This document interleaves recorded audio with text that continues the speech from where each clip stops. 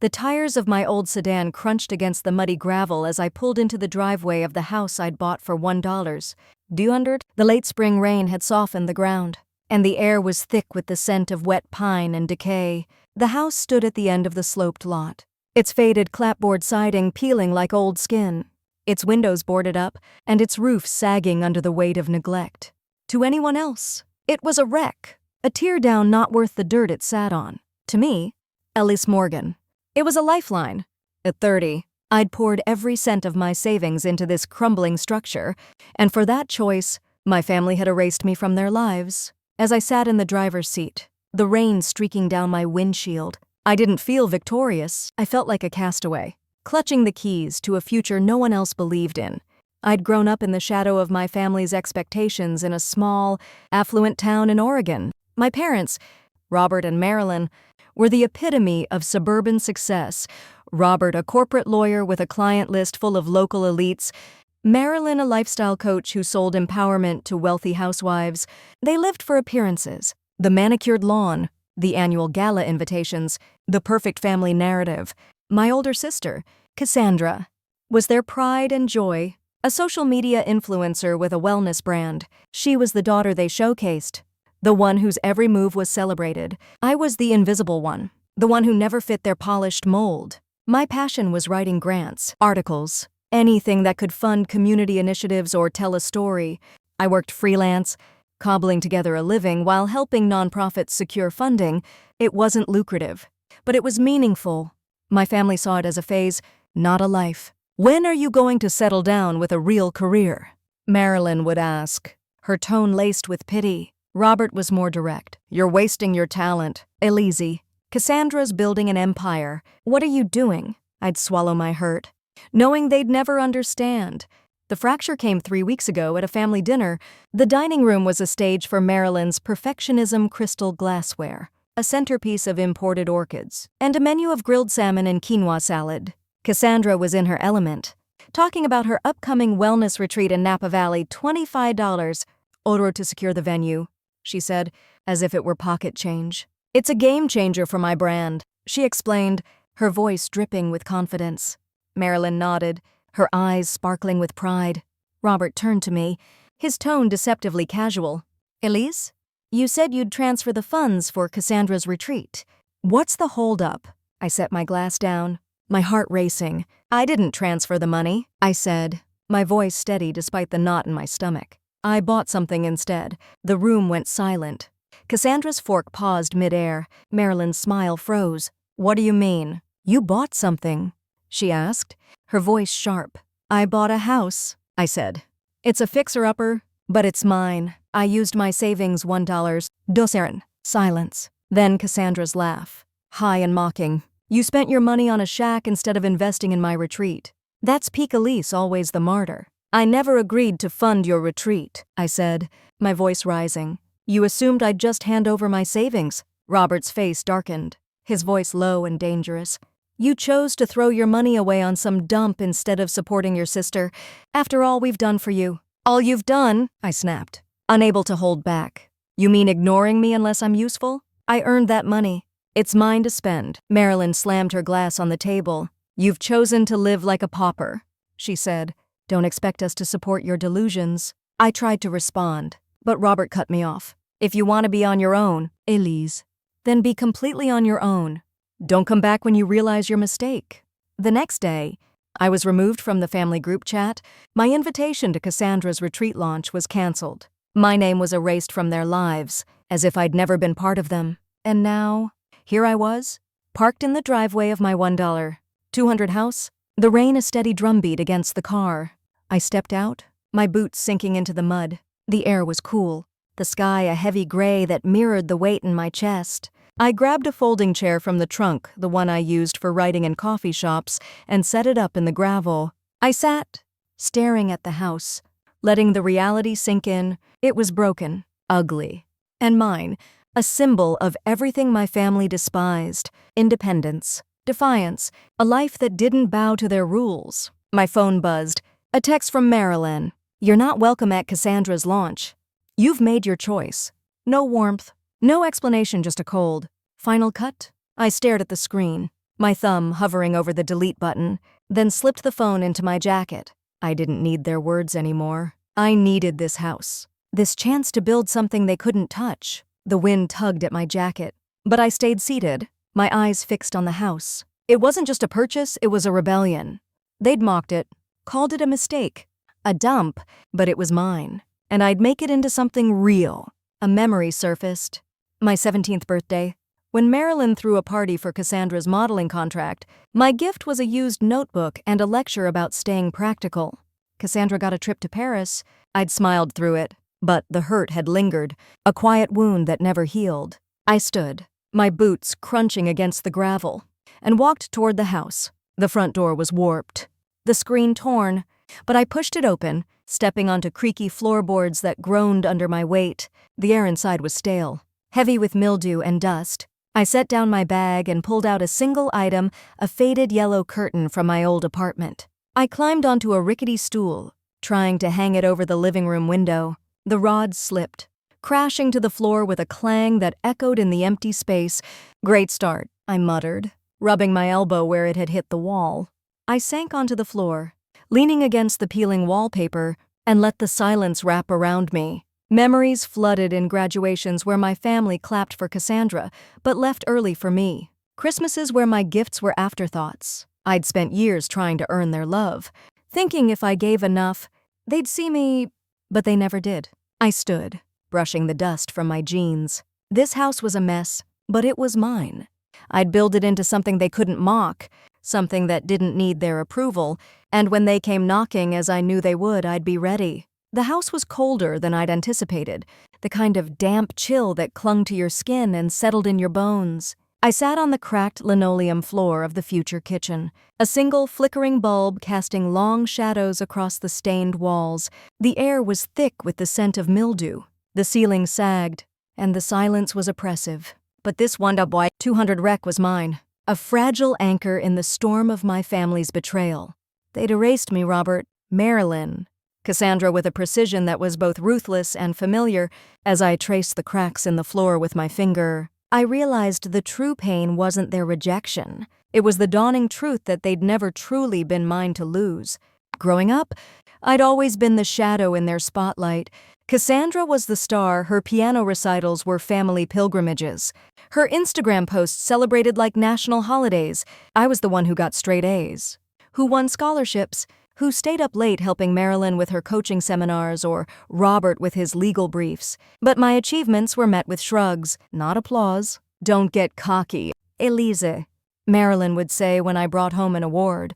Cassandra's working hard too. Cassandra, whose hard work was filming yoga tutorials and chasing sponsorships, was their pride. I was their tool, valued only when I served their agenda. I'd spent years trying to change that. I'd written Cassandra's retreat proposals for free, edited her videos, even covered her rent when she overspent on branding. I thought if I gave enough, they'd see me. But they didn't. The dinner where I announced my house purchase was just the final act in a play they'd been writing for years. I stood, my knees stiff from the cold floor, and walked to the living room. The yellow curtain lay where it had fallen, a sad burst of color against the gray. I picked it up, determined to try again. But my hands trembled not from the cold, but from memory. I remembered my 16th birthday, when Marilyn threw a party for Cassandra's debate team win. My cake was a grocery store leftover, my name misspelled Elise. I'd laughed it off, but it stung. Cassandra got a gold necklace that day, engraved with her initials. I got a lecture about staying humble. The pattern was undeniable now. Family photos where I was pushed to the edge. Birthday card signed love, mom and dad, but addressed to Cassandra. The time I was left behind on a family ski trip because there wasn't room. I'd told myself it was oversight, that they didn't mean it. But it wasn't oversight. It was a choice. A slow, deliberate erasure that left me doubting my own worth. My phone buzzed, pulling me back to the present. A voicemail from Marilyn. I hesitated, my thumb hovering over the play button. Part of me wanted to delete it, to sever the last tie to them, but curiosity or maybe defiance won out. I pressed play. Elise, darling. Marilyn's voice was honeyed, the tone she used for her clients. I've been thinking about you. Things got heated, and we all said things we didn't mean. But you have to understand, Cassandra's under so much stress with her retreat. She looks up to you. You know, that's why she reacted so strongly. Your father's just disappointed. You've always been the strong one. The bigger person. Can't you let this go? I replayed the message, my jaw tight. The bigger person. It was their weapon. A way to guilt me into silence while they evaded responsibility. Cassandra was never asked to be the bigger person. She could lie, manipulate, disappear for months, and still come home to adoration. Me, I was expected to absorb every wound, every betrayal, and smile through it. I set the phone down, my hands shaking. The house was silent, but the silence was alive with the weight of their actions. I walked to the window. Staring out at the muddy driveway, the folding chair stood like a sentinel in the dusk. I'd bought this house to escape their control, to build something they couldn't take, but their voices still echoed, calling me selfish, foolish, invisible. A memory hit harder than the rest. My college graduation. When I'd won a national writing award, I'd invited my family, hoping they'd finally be proud. Robert and Marilyn arrived late, distracted, and left early for Cassandra's brand launch. It's a big moment for her, Marilyn said, as if my achievement was trivial. Cassandra didn't even show she sent a text. Congrats. Super swamped, I'd stood alone in my cap and gown, watching families embrace their graduates, and vowed I'd never beg for their love again. I turned back to the room, my resolve hardening. This house wasn't just a purchase, it was a declaration. They'd mocked it, called it a dump, a mistake, but it was mine. And I'd make it into something real. A new notification pinged on my phone, a message from my aunt, Lorraine, the only family member who'd ever seen me. Hey, Elise? I saw you're out of the group chat. You okay? I smiled, a small warmth breaking through the cold. Lorraine had always been different, a quiet rebel who'd left the family's orbit years ago. I typed back, I'm okay. Just starting over. The house creaked around me, as if agreeing. I wasn't broken? Not yet, and I hadn't come this far to crawl back. The air in the house was heavy with the scent of wet wood and determination. I'd spent the past week scrubbing floors, patching walls, and hauling debris to the curb. Each task a small act of defiance against my family's rejection. The 1,200 house was starting to feel less like a ruin and more like a canvas. But the weight of my family's erasure lingered. They'd mocked my choice, cast me out, and now they were moving on as if I'd never existed. I was trying to focus on the future, but the past had a way of clawing its way back. Cassandra's wellness retreat launch was the talk of the town, a glitzy event at the local vineyard that Marilyn had been hyping for weeks. I'd been uninvited, of course, but the town's gossip mill ensured I heard every detail. The string quartet, the celebrity yoga instructor, the 500 a plate dinner. I tried to ignore it, focusing on my house, but the exclusion stung. Then, 2 days before the event, a friend sent me a link to Cassandra's Instagram Live. I hesitated, knowing it would hurt, but I clicked anyway. There she was, radiant in a white linen dress. Standing in the vineyard's event hall, I'm so excited for the retreat, she gushed, her voice dripping with practiced sincerity. This is about healing, community, and family. She paused, her smile turning wistful. I wish my sister, Elise, could be here. She's struggling right now, living in this rundown house she bought for $1. It's sad, really, but we're all about lifting each other up, right? The comments flooded in. Poor thing. You're such a good sister for caring. Is she okay? My blood boiled. She was turning my choice into a sob story, painting me as a broken charity case to boost her brand, but it got worse. Marilyn joined the frame, her smile as polished as ever. Elise has always been independent, she said, her tone dripping with pity. We tried to help her, but she chose this path. Sometimes you have to let people learn the hard way. Robert appeared next, his voice grave. It's tough, he said. She threw away her savings on a shack. We're praying she comes around. The comments exploded. That's so sad. You're such a strong family. She's lucky to have you. I shut off the phone, my hands shaking with rage. They weren't just erasing me, they were rewriting my story, turning my defiance into failure, my home into a joke, and they were doing it publicly, in front of thousands of followers, knowing I'd see it. The humiliation was deliberate, a way to ensure I stayed small, silent, invisible. I paced the living room. the yellow curtain now hanging crookedly but defiantly over the window. I wanted to scream, to drive to the vineyard and confront them in front of their adoring crowd, but I knew that's what they wanted, a reaction, a chance to paint me as unhinged. Instead, I grabbed my laptop and started typing, pouring my anger into a blog post I'd never publish. They mocked my $1.200 house, but it's more than they'll ever build. They called me selfish. But I'm free. They erased me. But I'm still here.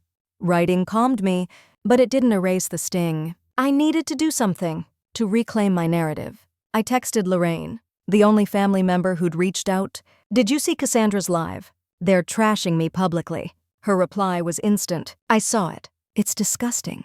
You don't deserve this. Want me to come over?" I hesitated, then typed, "Not yet, but I need to fight back. Any ideas?" Lorraine's response was simple. "Document everything. Screenshots, recordings, timestamps. They're building a house of cards. Elise, let them think they're winning for now." Her words sparked something in me. I spent the next hour saving screenshots of the live, downloading the video, and noting every comment that praised Cassandra's compassion. I didn't know what I'd do with it yet. But Lorraine was right. They were overplaying their hand, and I'd be ready when they slipped. The night of the retreat launch, I stayed home, refusing to give them the satisfaction of my presence. But the town's gossip reached me anyway. Friends texted updates, Cassandra's speech about family unity, Marilyn's toast to resilience, Robert's hope that I'd find my way. It was all a performance, a way to cement their narrative while burying me. But buried things have a way of surfacing. The next morning, I woke to a new notification, a voicemail from Cassandra. I braced myself and played it. "Elise." "Hey." Her voice was soft, calculated. "I know things are tense, but I mentioned you in my speech last night. I'm trying to help you. You know, people are worried about you, living in that house. Maybe we can talk. I just want what's best for you." The message ended with a sigh, as if she were the martyr. I laughed, a bitter sound that echoed in the empty room. She wasn't trying to help, she was setting the stage for something bigger, something I couldn't yet see, but I'd learned from Lorraine. Document? Wait. Strike. I saved the voicemail, adding it to my growing file of evidence. My family thought they'd won, but they'd underestimated me. This $1.200 house wasn't just a home, it was my battleground. The house was starting to take shape. Slowly but stubbornly, I'd spent weeks sanding floors, patching drywall, and painting walls with discounted cans of eggshell white. Each stroke of the brush was a small victory, a way to drown out the echo of my family's mockery. The $1.200 house was no longer just a shell, it was becoming a home, a testament to my refusal to break. But the pain of their betrayal lingered, sharpened by the public humiliation of Cassandra's Instagram live. They'd turned my defiance into a pity party, and I was still reeling from the audacity of it all. I tried to focus on the present, on the house, on the life I was building, but the past kept intruding. Cassandra's retreat was a roaring success, at least according to her social media. Photos of her posing with influencers, sipping champagne, and leading sunrise yoga sessions flooded my feed, each one a reminder of my exclusion. Marilyn and Robert were in every shot, beaming like proud parents. Their narrative of the perfect family intact, I was nowhere to be seen, erased from their story as if I'd never existed. Then, a month after the retreat, a discovery turned my world upside down. I was cleaning out a box of old papers in the attic, looking for my property deed, when I found a crumpled envelope tucked beneath a stack of receipts. It was addressed to me, but the handwriting was Marilyn's. Inside was a flyer for a GoFundMe campaign titled, "Help Elise Rebuild." My heart stopped. The photo on the flyer was me, taken without my knowledge, standing in the driveway of my house, holding a paint can, my face tired but determined. The caption read, "My daughter Elise is struggling after buying a rundown house for $1. Help us give her the life she deserves." I scrolled through the campaign online, my stomach churning. It had raised $22, with donations from strangers and local businesses. The organizer was Cassandra. The funds linked to her business PayPal. The comments were a mix of sympathy and praise. "You're such a good sister. This is so inspiring. Poor Elise. She's lucky to have you." I felt sick. They'd turned my home, my choice, into a charity case, and they were pocketing the money. I called Lorraine immediately, my voice shaking. They started a GoFundMe in my name, I said, pacing the attic. They're using me to scam people. And they didn't even tell me. Lorraine's voice was calm but furious. That's not just betrayal, Elise. That's fraud. Send me everything screenshots. The flyer, the donation page. We'll figure this out. I spent the next hour documenting the campaign, saving every post, every comment, every transaction screenshot I could access. The more I dug, the worse it got. Cassandra had been posting updates about my struggle, complete with staged photos of my house's worst corners, cracked tiles, leaking pipes taken when she'd visited to check on me. She'd never asked permission, never mentioned the campaign. Marilyn and Robert had shared the fundraiser on their socials, calling it a family effort to help Elise. It was a lie, a calculated performance to boost Cassandra's brand while painting me as helpless. I confronted Cassandra via text. Why is there a GoFundMe in my name?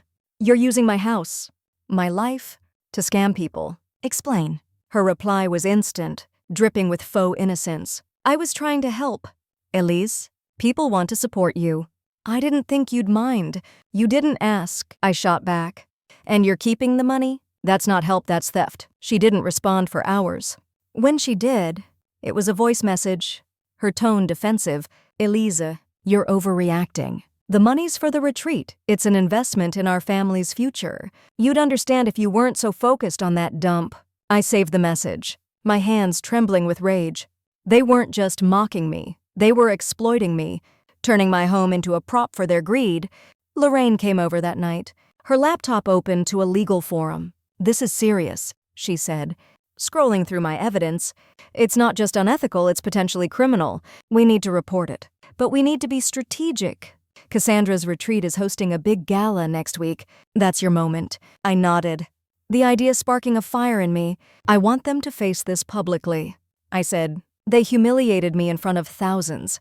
I want the truth to come out the same way. Lorraine smiled, a glint in her eye. Then let's make sure it does. Get me every piece of evidence you have. I know a paralegal who can draft a cease and desist. We'll hit them where it hurts, right in front of their audience. The week before the gala, I barely slept. I worked on the house during the day, painting, hammering, scrubbing, each task a way to channel my anger. At night, I pored over the GoFundMe evidence, building a case with Lorraine's guidance. The campaign was still active, raking in donations while Cassandra posted about healing and family love. The hypocrisy was staggering, but it fueled me. They thought they could bury me. They were wrong. The drive to the vineyard hosting Cassandra's gala felt like a march to battle. The late summer air was warm, but my hands were cold as I gripped the steering wheel. The cease and desist letter from Lorraine's paralegal friend tucked in my bag. I wasn't nervous, not exactly. It was a steady, focused resolve, the kind that comes when you've been pushed too far. My family had mocked my $1.200 house, erased me from their lives, and exploited my story for profit. Tonight, at their glittering event, I'd make sure the truth came out. The vineyard was a sea of lights and luxury, with valets in crisp uniforms and banners proclaiming Cassandra's wellness gala, healing hearts, building futures. The irony wasn't lost on me. I stepped out of my car, wearing a simple black dress and a silver pendant my grandmother had given me, a relic Marilyn once called cheap. Tonight, it felt like armor. A quiet reminder of the strength I'd inherited from those who'd loved me without conditions. I handed my keys to the valet and walked toward the entrance, my heart steady, my steps deliberate. The ballroom was a spectacle. Chandeliers casting prisms across the walls, floral arrangements towering over linen-draped tables, and a crowd of influencers, local elites, and minor celebrities. Cassandra was center stage, radiant in a gold gown, her laugh echoing as she posed for photos with sponsors and fans. Marilyn and Robert flanked her, their smiles as polished as the crystal flutes they held, their faces masks of practiced perfection. I stayed in the shadows, blending into the crowd, my presence unnoticed. I wasn't here to make a scene, not yet. I was here to watch their world crack, to see the facade they'd built crumble under the weight of their own lies. The gala began with a slideshow, supposedly showcasing Cassandra's community impact. Images of smiling families, donated school supplies, and yoga retreats flashed across the screen, each one met with polite applause. The room buzzed with admiration, the crowd eating up the narrative of Cassandra as a selfless visionary. Then, without warning, The screen flickered. A new slide appeared, a screenshot of the GoFundMe campaign. My face plastered across it. The caption clear, "Help Elise rebuild." Raised 22s. Seno. Another slide followed. A text from Cassandra to a friend, leaked by an anonymous donor who'd seen through her charade. "Elise's house is a goldmine for sympathy. Keep the donations coming." The room went silent. Phones shot up, cameras flashing, capturing the moment in real time. A murmur rippled through the crowd, growing into a wave of gasps and whispers. Hashtags appeared instantly. Cassandra fraud GoFundMe scam. Cassandra froze, her smile faltering as she turned to the screen. For the first time, I saw fear in her eyes. A crack in the perfect mask she'd worn for years. Marilyn's face went pale, her hand clutching Robert's arm, while Robert's jaw tightened, his eyes darting to the exits as if he could escape the truth. But there was no escape, not this time. Lorraine stepped forward from the crowd, her presence commanding, her gray hair catching the light like a crown. She'd been invited as a family friend, but had planned this moment with me, a quiet rebellion against the family that had shunned us both. She took the stage, her voice clear and unwavering, cutting through the stunned silence. "I was asked to speak about family tonight," she began, her eyes sweeping the room, locking onto faces frozen in shock. "But I can't stand here and lie. This family has built a facade, exploiting one of their own for profit. Elise Morgan bought a $1,200 house with her own savings, a symbol of her independence and courage. For that, they mocked her, disowned her, and used her story to scam thousands. This isn't healing, it's betrayal." The crowd erupted, some clapping, some whispering, some staring in disbelief. Cassandra tried to speak, her voice shaking, her hands trembling as she gripped the podium. "This is a misunderstanding," she stammered, her eyes darting to the crowd for support that wasn't there. "We were helping Elise." Helping? I stepped forward, my voice cutting through the noise like a blade. The room turned to me, cameras flashing, phones recording every word. I felt the weight of their stares. But I stood tall, the pendant at my neck a grounding force. "You started a GoFundMe in my name without my consent. You took 22? Whoa, and kept it for your retreat. You called my home a dump, my life a tragedy. All to make yourself look good. That's not help, that's theft." The silence was deafening, a void that swallowed their excuses. Cassandra's face crumpled, tears welling. But they weren't real. They were the practiced tears of someone who'd always played the victim. Marilyn stepped forward, her voice sharp, her composure fraying. "Elise, this is not the place. You're embarrassing yourself in front of all these people." "No," I said, my voice steady, my eyes locked on hers.